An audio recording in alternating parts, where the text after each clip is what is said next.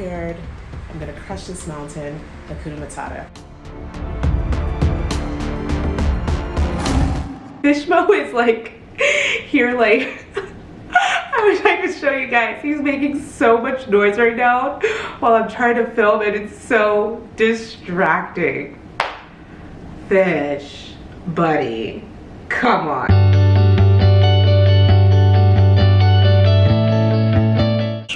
Who is this? Who is this, guys? It's a little fish. It's a Fishmo making so much noise in the background.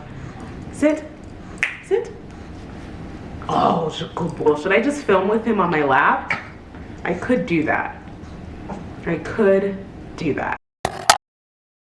Hi guys, welcome to my channel. Welcome back to those who are returning. My name is Angel. I'm a flight nurse in the Air Force, and my channel is all about my life as a military nurse. Specifically as a flight nurse, I come to you guys with military tips and just talk to you about things that I wish I had known at any point in my career. Today's video I'm so excited about. It is 3 years in the making. I'm going to be sharing with you guys my journey to Kilimanjaro. I'm going to be focusing on preparation for the journey, costs associated with it, military clearances I had to obtain, and just sharing some tips for people who one day want to conquer Africa's tallest mountain. Before we delve into this video, I feel compelled to encourage people, especially single people, who are afraid to travel the world alone. I just returned from Norway last week, and it's been on my bucket list for a very long time to see the Northern Lights, and I could have waited for what could be deemed as a perfect time or moment in my life, maybe with a perfect partner or my best friends, to go and do this. But I learned very, very early on in life that you can't wait for people to experience life. Every day wasted is an opportunity missed. Solo travel is invigorating, it's good for the soul, and I just encourage people who are afraid to just step out of your comfort zone and do it. I just felt compelled. I was like, I have to say something about this, and I just felt compelled to. So anyways, we're gonna move on to the actual video. Mount Kilimanjaro is the highest mountain in Africa and the tallest freestanding mountain in the world. It is one of the 7 summits, and people, especially hikers and climbers, want to mark it off their bucket list. I wanted to do something epic for my 30th birthday, so I decided to hike Mount Kilimanjaro. My trip to Tanzania consisted of a 3-day safari, an 8-day Kilimanjaro hike, and then a 2-day Zanzibar beach recuperation. First, you want to decide when you want to do the hike. I'm a December baby, so I obviously had to do it in December. I would have preferred to go during one of the warmer months, but realized that the warmer the weather, the more congested, more bodies there are on the trail. So just kind of weigh the pros and cons and decide when you want to go. Also realize that regardless of whatever month that you go in, it is below freezing every night at all the campsites, so pack appropriately. We will get into like packing and what you need to bring a little bit later in this video. Next, you want to decide what route you want to pursue. Because I wanted the highest rate of success and I had never camped outside leisurely before, I decided to pursue the Lemosho route, which is widely considered to be the best route on Mount Kilimanjaro, simply because the scenery is beautiful, it is less congested, and has a high success rate. However, it is one of the harder routes and is designed for physically fit people, but I literally had a 75-year-old grandpa and his grandson trekking next to me the entire time. They were with a different company, but if this 75-year-old grandpa could do it, you can do it. Don't be afraid, you got this. Just ensure that you're giving yourself enough time to acclimatize to the altitude, or you're gonna get sick and you'll have to find your way down. Next, you need to decide what tour company you wanna use. I went with Top Climbers Expedition. They are 5-star rated on TripAdvisor, and they were competitively priced for both their safari and Kili tour options. I did a painstaking amount of research and I decided to go with them.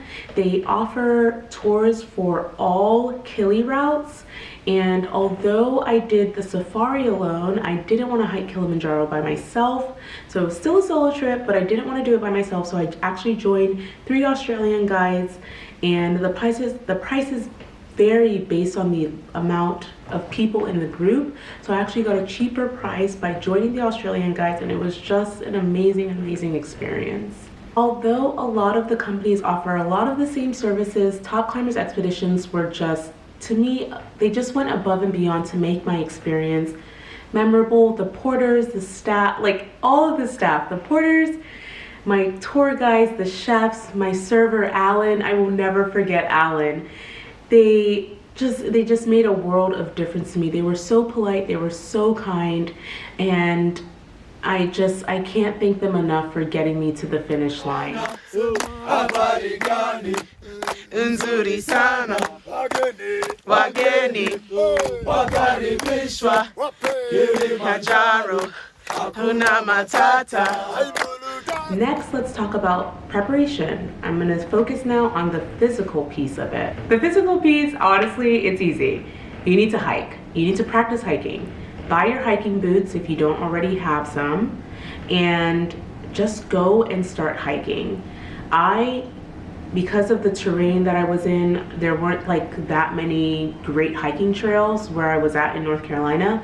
But what I would do is I got my hiking boots, I got my day pack, and I would just go on the stair stepper for an hour every day and just do that. So I'd have my hiking boots on, I'd have my day pack with a 25-pound weight in it, and I just hike, you know? I just go up the stair stepper. And on the weekends, when I had time to drive out a little bit further away, I would do practice hikes, like long hikes, 5-hour hikes, to go ahead and build that stamina. I quit CrossFit, because although you need the strength training, like that's a physical component, but I felt like my endurance needed a little bit more work, and I just wanted to, like, again, go through the motions of what it would be like to do an extended hike.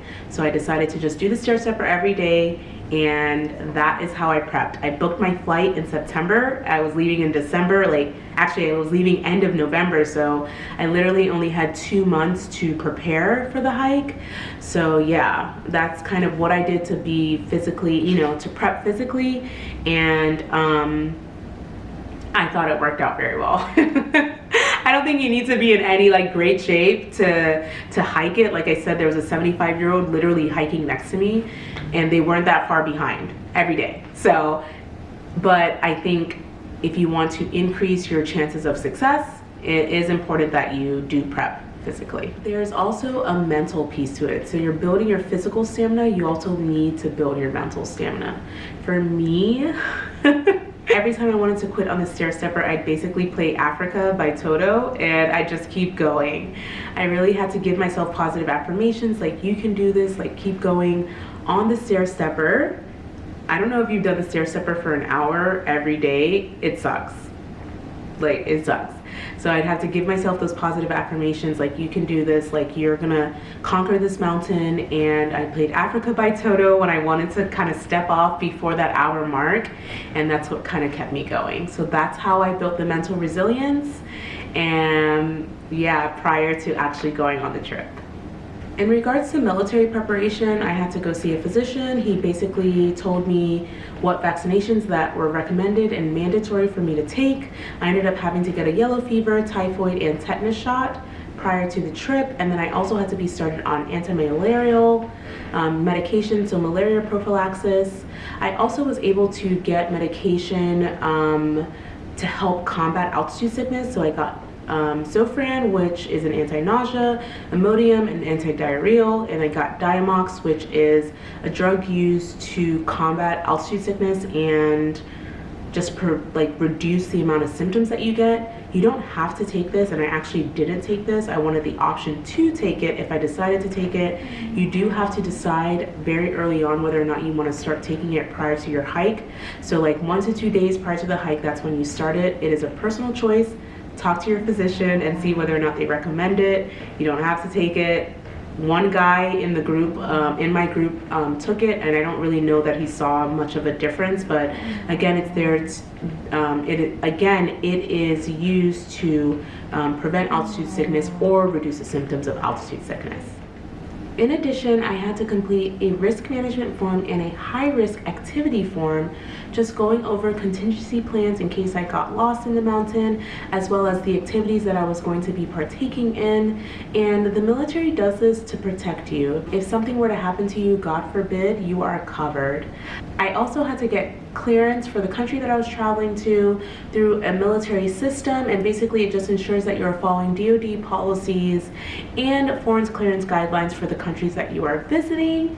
And then once I got clearances for all of that, I was able to upload my paperwork, approved paperwork, into the military leave system, and then I was good to go. For my military members, make sure you are doing this well in advance. This was pre-COVID, so it didn't take that long, but I'm sure post-COVID and even like during COVID, it probably took a little bit longer. Just start in advance, be proactive, ensure that you're getting all of the clearances that you need for your trip. Follow the guidelines, don't cut any corners. The next thing that I want to share with you guys is to get travel insurance. This can apply to all people, not just military members, but for military members, you could, I don't know, go to war and your leave could get canceled, or I don't know, you could get tasked for a mission. Like, you just never know when the military is gonna come calling. So I always get travel insurance. USAA through USAA Perks has travel insurance through a third-party affiliate. I think it's called CNF. I'll put some things up here in a little bit on the screen. But yeah, you are able to get travel insurance and be reimbursed for the cost of your trip, like 100% the cost of your trip. If you were, I don't know, if your leave was canceled or whatever the case may be. That has happened to me in the past. So I really do advocate for every single trip, especially the expensive ones, to get travel insurance, and that way you're protecting yourself. Now I'm gonna talk to you guys about some of the clothing items that I bought. Let me preface this by saying majority of the tour companies have all of these items for rent. So if you don't wanna buy the big ticket items, definitely contact your tour company and ask them what they have for rent and how much it is to rent for the trip. I bought these items fully knowing that I was going to use them again. I used my cold weather gear on my latest trip to Norway. I'll be using all of my hiking gear next month when I hike Machu Picchu. So I wanted to invest in good items because I knew that I would be using them again. So you don't have to spend as much money as I did. You can rent everything, and yeah, but if you plan on doing hikes in the future, then maybe it's a good idea to just kind of invest in these items. 3 years later, I'm still using every single one of these items. So yeah, I just kind of wanted to preface that you don't have to spend so much money if you don't want to. So first I'm going to talk about the base layers. So you want to get 1 to 2 medium to light base layers. I got my base layers from REI. However, on my latest trip to Norway, I actually went on Amazon and got the most comfortable base layers for an affordable price. So just shop around a little bit. I'll be putting links in the description box for everything that I bought. Some items are no longer available because, again, I bought these things 3 years ago, but a lot of the times they have newer products. So I'll just make sure that I link all that in the description box. So yeah, so 1 to 2 base layers. It's also nice that I'm military, so we're issued a lot of these things, cold weather gear. So I use some of my military gear as well for base layers. Moving on to jackets. So when I was looking for a jacket, I almost went with like a 3-in-1 Arc'teryx jacket that basically had a down lining and then a waterproof shell, but I was advised by the REI workers to actually get each layer. So they advised me to get just a regular lightweight down jacket, a fleece jacket, and then a raincoat waterproof jacket, and that way you can shed layers as needed. And that was such great advice. Here goes Fishmo, just coughing up a lung.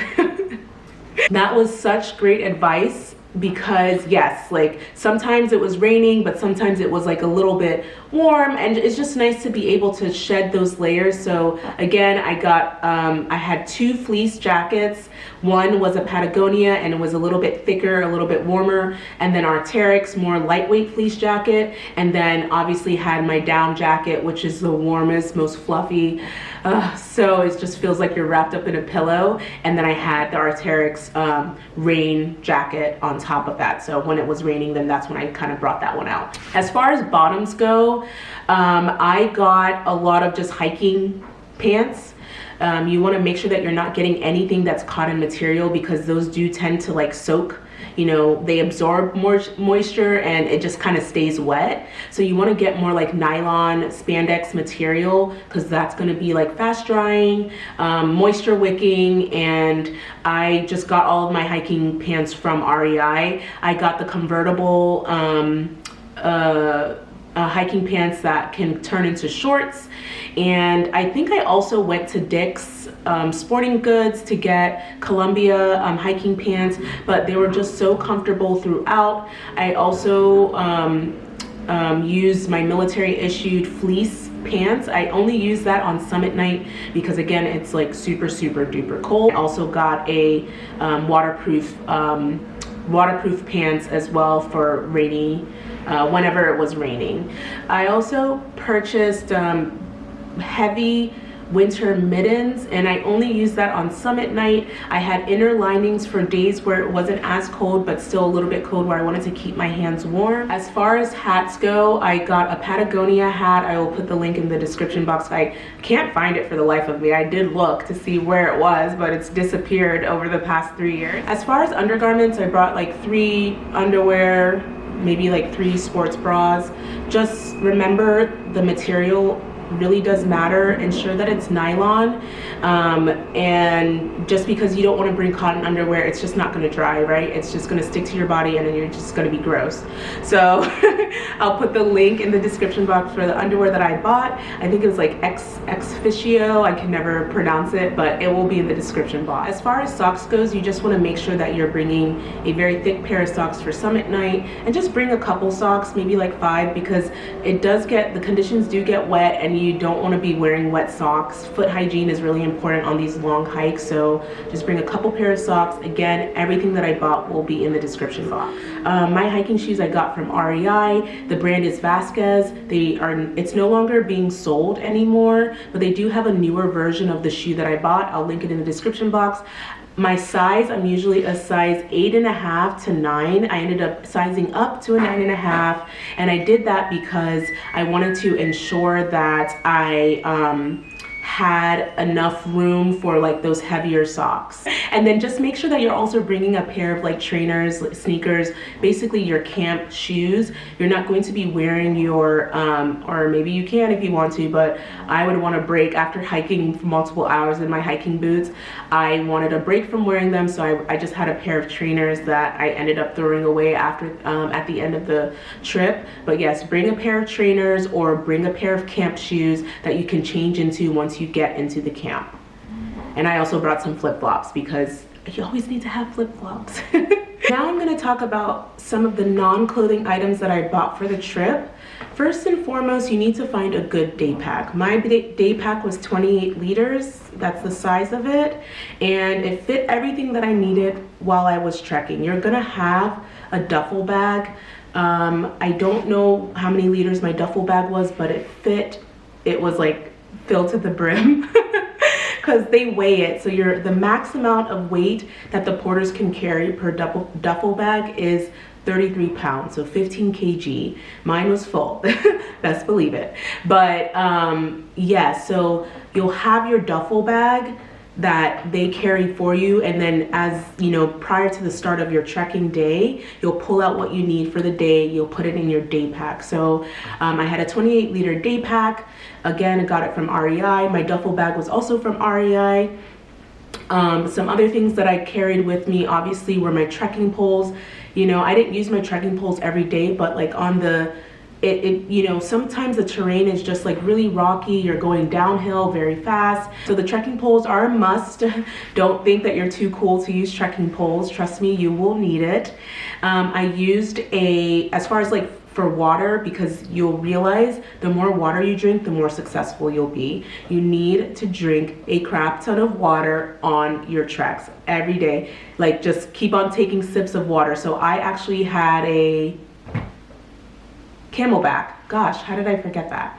I had a Camel Back, and that is what I used. I used my military issued Camel Back. It was black, but I can't find it. I had another one that I took a picture of. It looked just like that, but it just wasn't in actually like the military camouflage. One thing that I want to like harp on, especially for the ladies, is the shiwi. It's amazing and it's a lifesaver.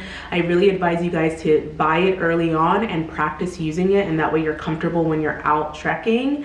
I also had the portable johns, so they're basically, you know, at night it gets, you know, it's cold, you know, it's just dark, you don't really want to have to leave your tent to go use the bathroom, so the portable johns are just that, like you use them in your tent and you dispose of them the next day. So those are two things that were like lifesavers that I wanted to definitely recommend. As far as food items, I brought a lot of nuts, mixed nuts. I brought so many like, you know, endurance and performance gummies and the little waffles. I'll put all of that in the description box. I got an electrolyte powder that I would put in my Camel Back every day. And yeah, so it was really, really important. I never didn't have enough food. So so that to me was really important, because again, you need the energy. You're trekking a lot, so you want to make sure that you're replenishing those calories that you're losing. And yeah, if I forgot anything, I will make sure that I do like a, you know, review, and whatever I forgot, everything will be in the description box, so don't worry about that. I'm gonna talk to you guys a little bit about my hiking experience. Just got my briefing, my gear check. I have everything. I am completely prepared. I'm gonna crush this mountain. Hakuna Matata. Pole pole. Crush it. I want to emphasize that at no point during this hike did I want to quit. Failure for me just wasn't an option. Summit night was difficult, the hardest thing that I've ever had to do, but at no point was I like, I'm giving up. It just, the thought didn't even cross my mind. My guide, FC Matei, really, really helped me and pushed me to that finish line. And FC Matei, I just want to like say thank you publicly, because you are one of the reasons why I made it to that finish line, and I just can't say thank you enough to him. But yeah, I just like kind of wanted to emphasize like how important it is to build that mental resilience and mental fortitude, because if you have the thoughts of like, oh, I'm not gonna make it, oh, I'm gonna quit, then that's what's gonna happen. Like, you have to say failure is not an option and I will not quit, period. Everything was good and dandy until summit night. Days 1, 2, 3, 4, 5 was all good. Summit night, I definitely struggled. As I mentioned before, I didn't do this hike alone. I was with a group of Australians. So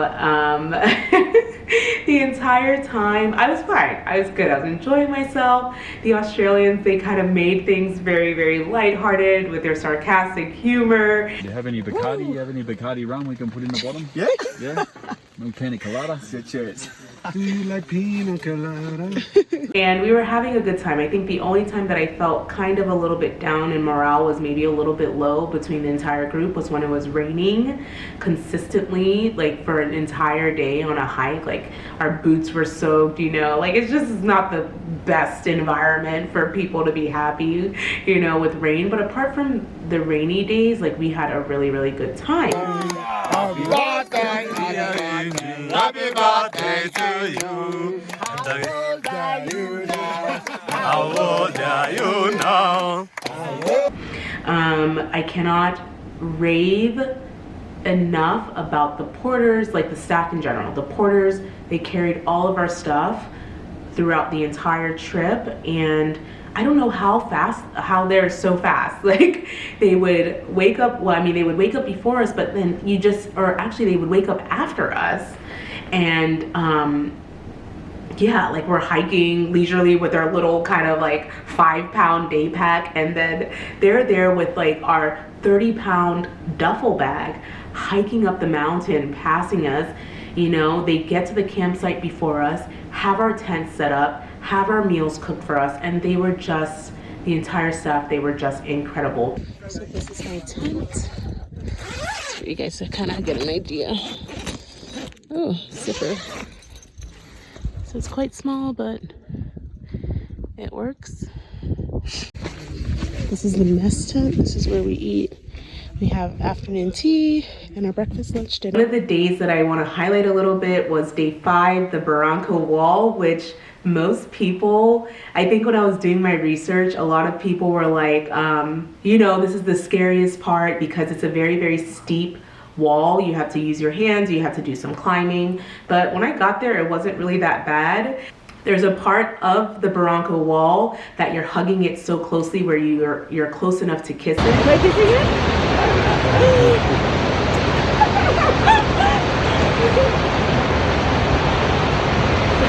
And it's called the Kissing Rock, so I remember that. But yeah, we all made it through with no issues, and yeah, I just wanted to kind of highlight that day. It was fun.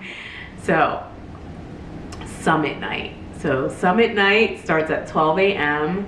and I felt good about it, but unfortunately I got altitude sickness. I had a very, very terrible headache, and I also was extremely nauseous, vomited a couple of times on my way up, and then the weather was just like, it was so cold. It was so cold, guys.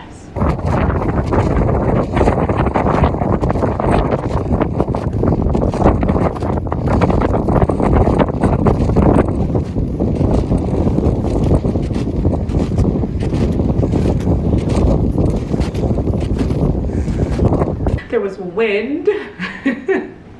It was windy, it was snowy. I got severely sunburnt. I don't know, I'm gonna see if I can find a photo.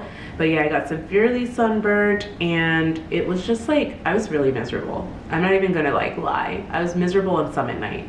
When I saw the sign, I was so relieved. I was so happy that I had made it. And after I saw the sign and we got our photo, I was like, take me home and get me back home. I was so ready to go back home. But you have to like actually, so after you obviously summit, you have to make your way down the mountain, and that takes another 4 to 6 hours to make your way down. So I had to do that, but at that point I was just like so ready. The team carried me all, like my guides, they like literally hand in hand like helped me down the mountain, and I'm not ashamed to say that.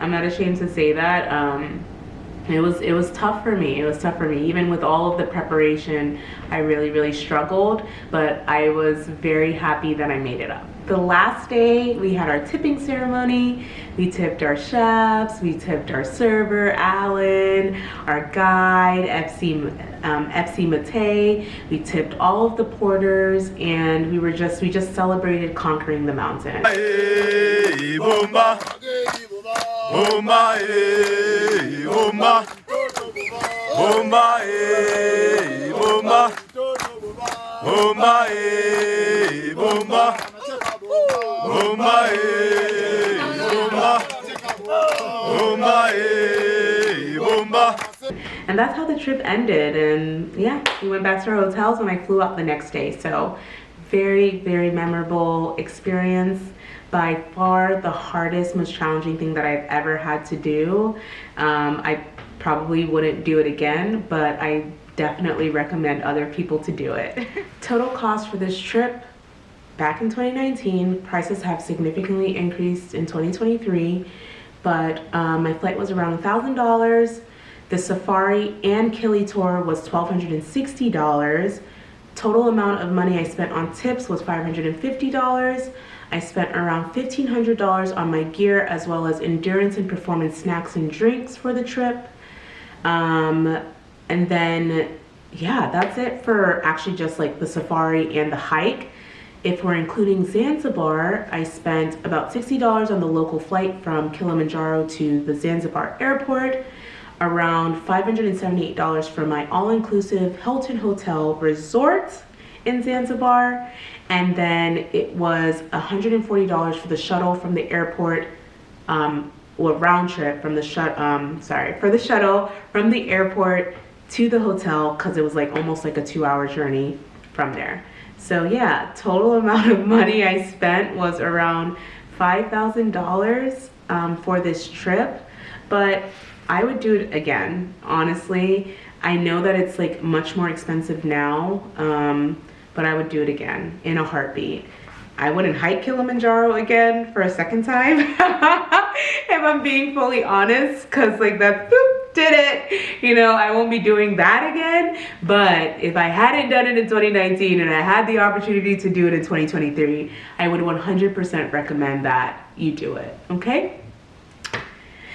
Yeah, that's it, guys. Thank you for flying with Angel. I hope that you guys learned something from this video, and I really do hope that I see you in my next video, which is, I promise, drum roll,